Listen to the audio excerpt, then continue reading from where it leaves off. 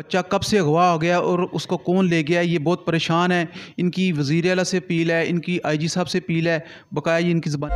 सूरज TV HD की हर video से update रहने के लिए सूरज टीवी एचडी को सब्सक्राइब कर लें ताकि आपको हर नोटिफिकेशन पर आपकी फेवरेट वीडियो मिल सके। इरफान शौकत और आज मैं मौजूद हूँ थाना हंजरवाल की हदूद में। हमारे साथ मंजूर अहमद की वालदा मौजूद हैं। इनके साथ ये इंसिडेंट हुआ है, ये अपनी ज़बानी ख़ुद भी बताएंगी कि इनका बच्चा कब से अगवा हो गया और उसको कौन ले गया। ये बहुत परेशान है। इनकी वज़ीर आला से अपील है, इनकी आईजी साहब से अपील है, बकाया ये इनकी ज़बानी सुनते हैं। माँ जी अस्सलाम वालेकुम। वालेकुम सलाम। मेरे बेटा पीर मंजूर हुसैन पीर वाले दिन घर से निकला तब वापस नहीं आया।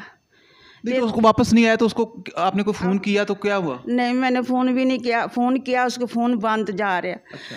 फिर शाम को भी मैं इंतज़ार कर रहे, अगला दिन भी इंतज़ार कर रहे। अगला दिन मैंने फ़ोन आया किसी दी मोबाइल से ते अम्मा मैं ना मुश्किल से रो रहा। अच्छा। रो रहा मैं रो रहा फलाना फलाना से जगह तो मैं है। फिर वो बंदे आया हमारे घर। अच्छा। शाम को कोई तकरीबन 4-4:30 का टाइम। कौन से आए तुसी? बंदे वो वकीला दी लिबास पाया ने, हाँ, चिट्टी शर्ट ते काली पैंट शर्ट ते मोबाइल उन्होंने हाथ च दो ते कहने दरवाज़ा खड़काया। किनका घर? मंजूर के घर। मैं आखा नहीं, मंजूर के घर नहीं। ते अच्छा मंजूर से ना उससे बंदा बैठा के गुआ किया, वो आगे बंदा है, उन्होंने फ़ोन मिलाया तो मंजूर के कान च लाया। तो इन्होंने मेरे कान च कहा बेटा के साथ बात कर लो, बेटा के साथ बात कर लो। ते रो रहा कहते अम्मी उत्थे है चीज़ा तो वो कढ़ के दे दो। वो तक चीज़ा चैक बुक 5-6 चैक बुक सी, वो चैक बुक सी, वो दे दो। मैं कहा सारे दे देव, कहते दे दो। मैं कितने पे इतने पे ने, सारे दे दो। रो रहा रोंदा सी, बड़ा रोंदा सी। तो मैं कहा तू क्यों रोना, दस मैनू की होया, मैनू दस।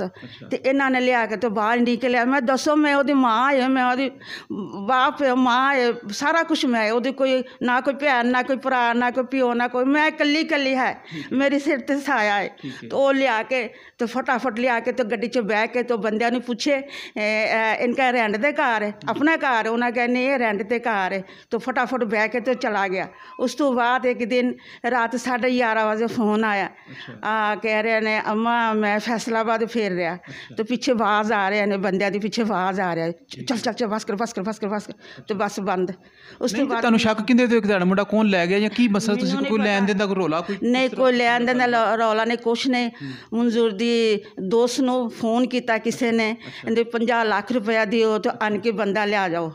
तो वो मैनू कोई खबर नहीं, कोई पता नहीं। मैं परेशान कर 50 लाख रुपए मांग रहे हैं तो बंदा दे दो। बंदा हाँ जी 50 लाख रुपया दियो तो अस बंदा लिया जाओ।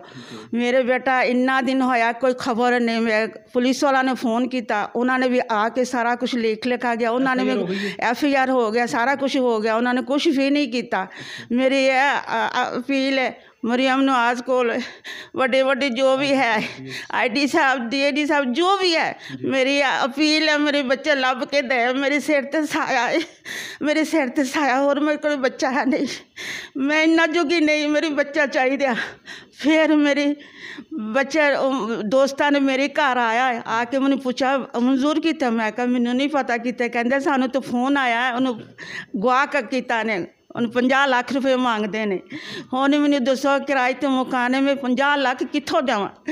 है मारे बंदा है। तो मेरी अर्ज है मरियम नवाज को मेरी बच्चा लब के दे, बड़ी मेहरबानी।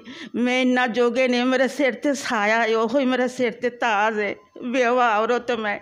ये एक बेवा औरत की कहानी आपने सुनी कि इनका बच्चा पीर के दिन से अगवा हुआ है। अभी तक उसका कोई हता पता नहीं कि वो कहाँ पे गया है। थाना हंजरवाल से हमने पता किया तो उनके ऊपर FIR तो हो गई है नामालूम के ऊपर, लेकिन अभी तक पता नहीं चल सकेगा वो कहाँ पर है।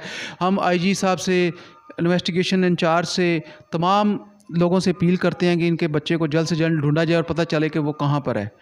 हम किसी दिन दूसरे प्रोग्राम के साथ फिर हाजिर होंगे। अपने होस्ट चौधरी इरफान शौकत इजाज़त दे दीजिए।